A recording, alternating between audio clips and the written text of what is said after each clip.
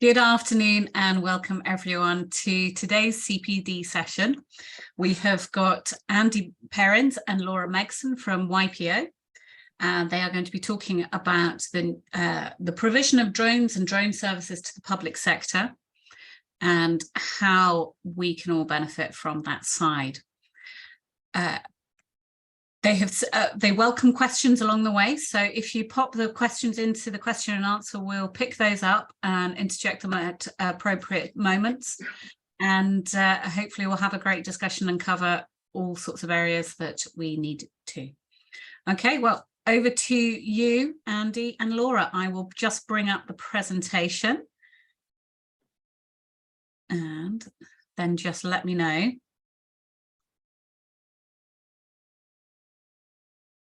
when you want to change screens, obviously. Okay. Okay. Can everyone see that okay? I can't. No. Okay, hang on 2 seconds. What have I not pressed? Ah.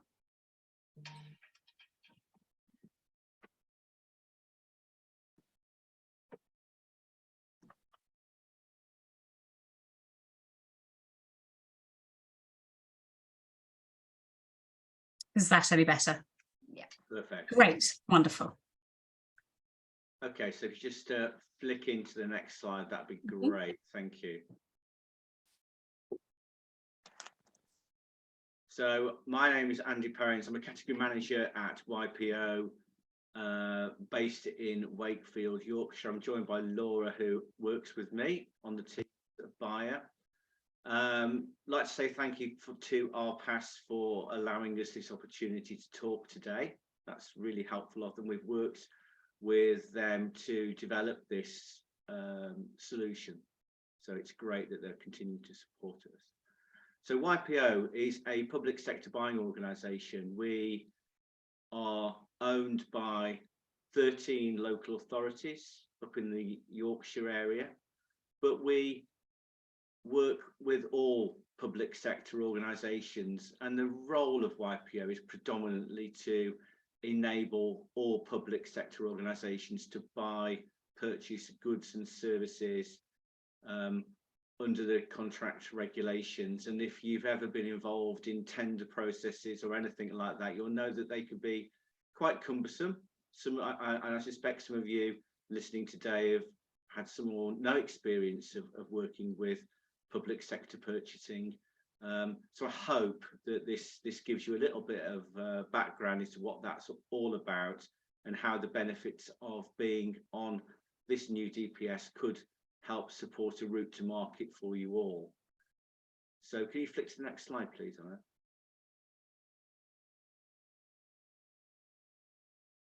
Okay, so to make things nice and simple, really, when a public sector organisation buys something, it has to get quotes. It's obliged to do that within the regulations, and it has to prove, depending on its value, that it's been through a competitive type of process. And that doesn't always mean the cheapest or anything like that. It means that they have to achieve the best outcome, financial or quality outcome for that.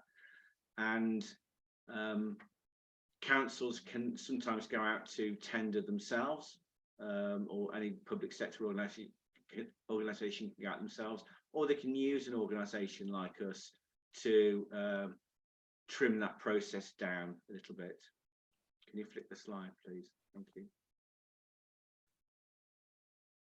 So they do this by, as I've said, advertising their requirements through maybe an open tender, and you might have heard of something called Contracts Finder or Find a Tender, or you may even have your own mechanisms within your own organisations that you buy that searches and scours for potential tenders.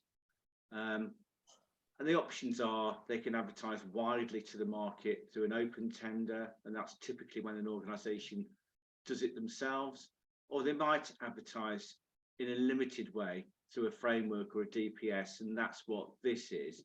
So actually only the organisations that are present on the framework or DPS get the opportunity to bid for the work. And the advantages of that to a customer of ours, a public sector organisation, is that they have fewer bidders to evaluate often, and those bidders have been through a process of selection to become part of that framework or DPS. Next one, please, Anna.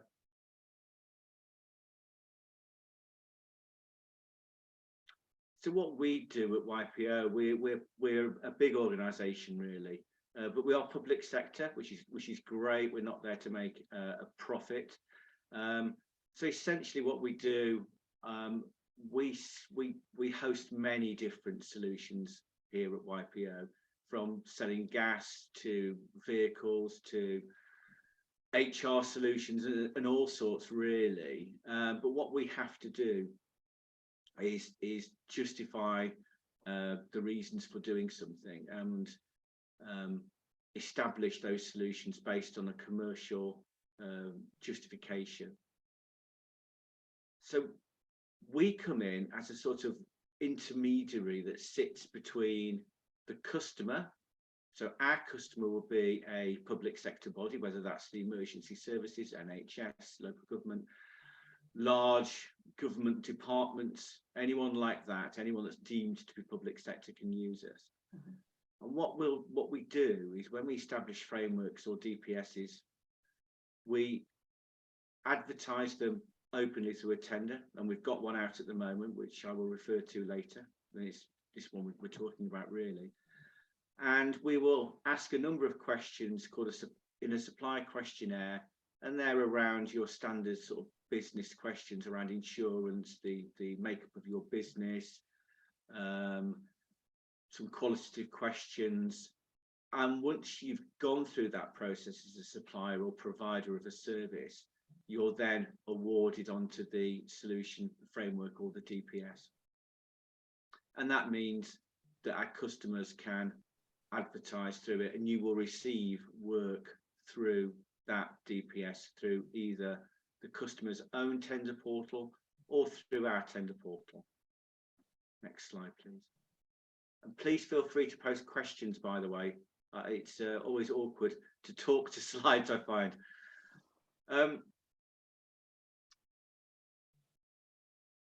So the way that this will work, or the way it typically works, is if a customer wants to, and I don't refer directly to drones here, wants to buy a drone or drones or drone services, what they will tend to do is look for solutions like ours that give them a shorter, easier, compliant route to market. And then they will go and write a specification and advertise this through the portal, our portal or their portal. And that specification can be exactly what they're looking for, or they might even go out and ask for some ideas about how they could achieve what they want to achieve by some early market engagement. And we know that that works because, particularly in this area as well, many customers aren't familiar with exactly what they're trying to achieve. So they might go out there and ask questions around what outcomes they're trying to achieve, and get the market to help them shape that before they go out to a formal tender process. And as suppliers and providers, you're free to choose whether you respond or not to the work that you see advertised. It's entirely your choice. The public sector organisation, then our customer, will then receive the work, receive your bids back, and evaluate them based on price, quality, and whatever other criteria they've set out within that specification and evaluation methodology. And that should always be very clear to you as suppliers what they're looking for. Next slide, please. So the advantage to you and the advantage to customers is that you've already, once you've gone onto this framework, you've already jumped a hurdle in terms of completing the SQ, the supplier questionnaire. You've answered hopefully some simplistic questions around capability, financial stability, social value, net zero, etc.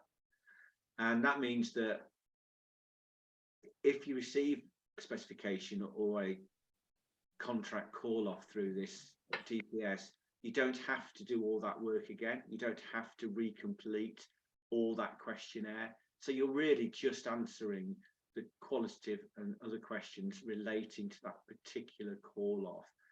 And it also can reduce the timescales as well.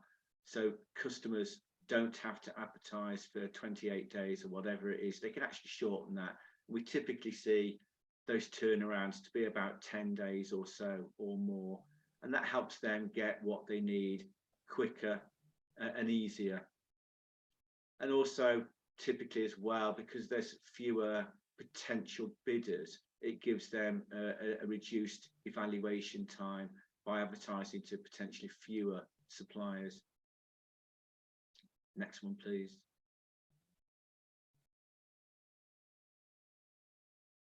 I think I've just said that. We also market heavily our solutions. So we've got a robust marketing team, and we also are aiming to work with ARPAS to share some of that awareness of what this is. Any surplus that YPO makes from this is passed back to our owners, so it's all kept within the public sector. We take a small amount of rebate based on the sale. For this, it would be 2% of the sale value. But again, it's in our interest to publish this. So in terms of a route to market for you as suppliers and providers, it's an excellent opportunity to have exposure out there into the public sector. We have a question from Kyle. How many organisations do you expect to have on this framework? As in suppliers, providers? Good question, Kyle. Yes. It's DPS, so it's open-ended. We don't have an expectation. There can be 1,000, there could be 10. We're not legally able to restrict the amount of suppliers and providers on this DPS, and it will be a 10-year DPS. So we could end up with an awful lot in reality, and we've done that primarily because this market is a fast evolving market. So that's one of the reasons why we've done it, and we need to enable SMEs and others and new entrants to the market to be able to bid for public sector work. And we also know that our customer base often favours innovation and other things as well, and they'll often want to see new suppliers and providers added in because they are offering something that perhaps others can't. But that does not detract away from the requirement to have a competitive process through competition. Does that answer it? I was just going to add to that, Andy. I think you'll find that customers do their own pre-engagement as well. So if you aren't part of the DPS initially, but you find a customer does interact with you, do the pre-engagement, you can then be onboarded at any time. So you just have to obviously submit your application to be on the DPS.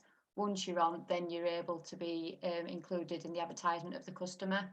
So again, even though, like Andy says, there is no limits or minimum requirement of suppliers because we aren't able to do that on a DPS, it does open it up the opportunity for customers to be able to onboard incumbents or anybody that would like to bid for their work as well. Thanks, Laura, that's helpful. I always forget something. So next slide, please, if that's answered the question. If not, we'll carry on. And again, I think I've said all this. I've skipped ahead of myself as per usual, but we are friendly and supportive to both our customers and suppliers. We understand some of the challenges that you have selling to the public sector. We understand some of the challenges that our customers have buying goods and services, and we're always here to sit in the middle to help and support both you as suppliers and providers and our customers to make sure that the pain of sometimes having to go through public sector purchasing requirements is reduced. We can't take away some of that, but we can help that be an easier process for both sides. And we're friendly and we're supportive, and I think that goes a long way in terms of how we work with both suppliers and customers. We're always available. We don't just launch these things and forget about them and hope that people use them. It's a very interactive type approach that we want. And we also want to bring into this as well. We did some pre-engagement before launching this, and we've recognised in this particular area that there's quite a lot of customers who aren't as clued up as they could be about potential for growth in this particular area.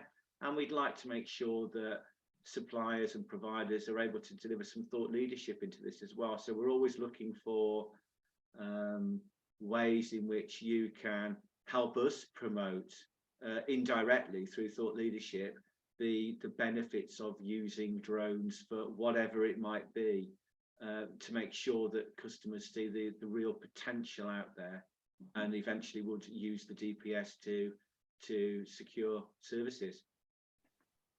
Next slide, please.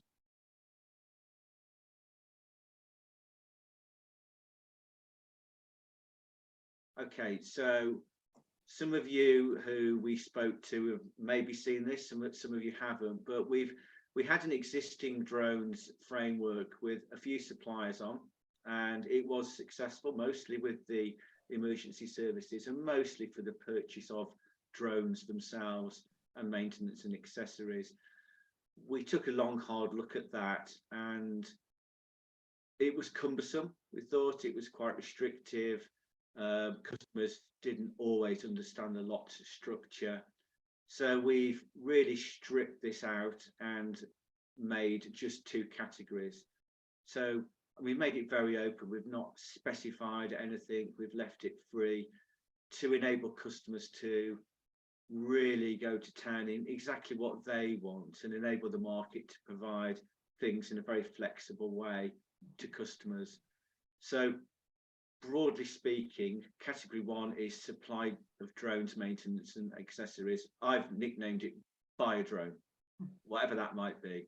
And that includes land-based drones, that includes underwater drones as well, because we know, particularly in emergency services, that is likely to be a growth area for use as well. So if any of you are listening and you were able to provide that type of stuff, then please join up. It would be fantastic.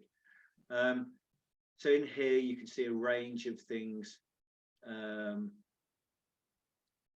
we're specifying. It's not limited to these things, but we think by saying the types of drones, maintenance and accessories that are broadly covered, that customers can access and say exactly what they want. Any questions on that one? No. Next one then. And the second one is where, from our perspective, and where we think, if you look at PwC's report, where there's going to be lots of growth, we hope, fingers crossed. And we'd really like to hear some of your thoughts on what you think that might be or might not be. But essentially, this is supply of, I've got that wrong, supply of drones, maintenance, accessories. It's services, it's drones, services, that should be. That's my slide, incorrect, sorry. So this is just services, and it can cover any of those aspects and more, not limited to, because we know that this industry will continue to grow and innovate in different ways. So when a customer picks up our documents and user guides and other things, they can see that they can compliantly purchase these types of services through us. And if you're offering or not offering any of these things, all these are within scope. We've built it for the future. This is a 10-year DPS. We've even put in things like transportation of goods and persons. You never know, it can happen. I'm sure it will at some point. And the public sector can be innovators. So we hope that, you know, they'll grasp some of that innovation and really embrace some of the capability of that you offer as suppliers and providers. Next slide. Okay, so this is the current timeline. Some of you have, I'm sure, have already submitted bids for this. So this is the name of the DPS, it's Drones and Associated Services. These are the dates that we're working to at the moment. And you can see that the DPS has a potential end date of 2033, and I'll be retired by then. But that's where it is. Now, at any point, so this is round one. So this means that this initial round closes on the 3rd of February, and it will reopen after that point again for a new round, and it will remain open at that point. And we will evaluate any new bids that come in after that within, we have a time period of 10 days to turn bids around. So we might come back with some questions and other things to clarify any points that we have. So it's always open. So if you don't fancy it this time round, you can come and join any other time. And that's the beauty of a DPS. You're not pressured into doing things now. What we find from our customers with a DPS is they'll say, how many suppliers have you got on it? And we'll go, 5. And then the suppliers will say, well, we're not going on a DPS until we get some customers. So how many customers have you got? So DPS is, if I'm honest, our experiences, they're a little bit of a slow burner. But once people start to understand what the benefits are of using it, they tend to snowball. So from our perspective, it works. Any questions? No, but I'll just mention, Andy, I've just popped in the chat the link to the Proactis due north system. So that's how suppliers can join the DPS. Customers do have the option of YPO running the further competition for them. The customers do their own documents, they set out their requirements and things like that, but we can manage the portal side of things for them. So that will be advertised through the due north system. Or customers have the option to advertise on a portal of their choice. Now, it would be their responsibility to let all suppliers know where it's being advertised. They can let us know so we can communicate with you as well. But hopefully, a lot of it will go through the due north system. So you're only signing up to a limited number of portals. But I've just dropped in the link if you're not already part of Proactis due north. It's free to join, and it's also free to obviously apply to be a member, an approved supplier of the DPS. So there's no charge there either. But there is a rebate charge of 2% on sales. Works awarded. Works awarded only. That's it. That's the only charge. Are there any more slides I forget? No, that was it. No. Okay. I hope that was a quick skip through where we're at and what we're doing and what YPO is about. Are there any questions? I love it. I love a chat, a discussion. It's absolutely fine by me. I know some of the market here is familiar with doing tenders, and some of you just aren't. So we're really here to encourage that kind of questions and answer type approach. Or you can just contact us separately afterwards through an email. We'll drop an email in actually as well. Thinking about it, should we pop our email in, Laura? Absolutely, please do. So we've got another question here from Paul. How do YPO ensure quality, be it for drone hardware or drone service? Okay, so there are a number of qualitative questions within the DPS where you have to self-certify that you meet certain standards. Our customers as well, when they do a call off, they will ensure that their questions cover quality, either of product or service. So they have to evaluate those. What we're doing really is the highest level onboarding with self-certification to prove that, so you have to prove that you're, so for example, you have to have a certain insurance level. In order to provide services, you have to be CAA approved. If you tick that you are and you aren't, then that's not good, because we'll find out in the end, because you have to provide a certificate. So there's elements of quality built in at this stage, but customers will always specify and check through that mini competition process other elements of quality that they're trying to achieve, and it's their job to evaluate it. To be on a DPS, it shouldn't be an onerous process for suppliers like yourselves. It's meant to be an easier process, and we've worked with ARPAS to hopefully make those questions that we're asking at this stage appropriate and balanced, to ensure that we don't end up with Fred with 4,000 Argos drones selling them out of his shed, or Mary up the road who thinks she can fly drones safely for an event. We don't want those types of providers and suppliers on this. So we think the questions that we've asked at this stage are appropriate and balanced. That's very reassuring, actually, to know that you've looked at that sort of professional side of things already. That's great, thank you. And I dare say Graham was fairly instrumental in looking through those with you. That's great. Have we got any more questions for the time being? Everyone's gone quiet for the moment. It's all right, that's fine. Should we popped in our email into that? Yeah. We have indeed, and I will ensure that when we send out to those who have registered, there's sort of the Watch Again link afterwards. I'll ensure your details are in there as well if they would need to get in touch with you too. We've got a couple of comments. One, thanks for a great insight. I'm glad that was handy, Andy. Paul, thank you. Regarding the specification, is it entirely down to the customer, or can you provide assistance as well? We're not the purchasers of the services or the drones, so the customer would always be the one writing the specification. One thing that I've said it before, we've learnt is that we've got quite an immature customer base, we think, in this area.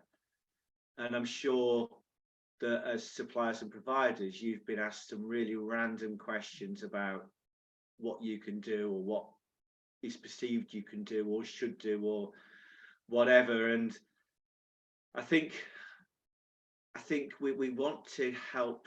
We want to provide thought leadership, both through ARPAS and through some supplier work, that will enable customers to write specifications which get the best from this market and the best for themselves. And this is a key part of this DPS, that we know that there's a weakness in some of the knowledge out there within the public sector. And I'd welcome any feedback that anyone has about that. And this is why we encourage some market engagement, some pre-engagement. If a housing association came to us and said, we really want to use the drones DPS for this, that and the other, we'd always say to them, are you sure you know what you're trying to achieve? And we will sometimes take an anonymized thing from them, a kind of very loose what we're trying to achieve from them, and push that out through into the DPS, through to you all. And you can respond to that, because it really is helpful for them to listen to what the market is telling them, because they might know that it's likely that they're not going to really know. Absolutely. And again, if ARPAS can be of any further assistance on that side of things, I'm sure we'd be very happy to help. Thank you. Another question: how should we engage if YPO want to think more about applications, etc.? Want to think more about applications. Elliot, do you want to expand? Do you mean in terms of if there are additional applications that could be added to the framework? Is that what you mean? As in uses of drone services? Yep. So if there are additional services that develop over time that we haven't yet thought of yet. There's a catch-all within the statement at the top of it, which says, and not limited to. Yeah. Brilliant. The examples that you see in both categories are just examples, and then but not limited to. Great, that's very forward thinking. That's really useful. We've learnt over the years, if it's associated with a drone service, either now or the future, it can go in. Exactly. People come up with all sorts of use cases, and it's amazing what they do. It's great. Okay. I think you've provided an extremely comprehensive overview of the service, and I think as a result, you should get a number of people applying. Lots of members, I'm sure, and probably from the wider industry as well. We'll post this we'll post a recording up to the ARPAS-UK website, and spread the message as well further on beyond that. So crucially at the moment, then the next date that people need to be aware of is the 5th of March. Is that right, when this closes? It goes It's live round. to customers on the 5th of March. Brilliant. So we'll be evaluating before that, and any bidders that are successful will receive information to say you've been successful or not, depending. And again, if they're not successful this round, they can just apply again. Great. Well, that's fantastic. That's really useful. Another thank you from an anonymous attendee. That's fine. Thank you very much, Andy and Laura, and we will get this up on the website this afternoon. All right. Okay. Thank you, everyone, for listening. Thanks very much, everyone. Take care. Bye-bye. Have a good afternoon, everyone. Bye-bye.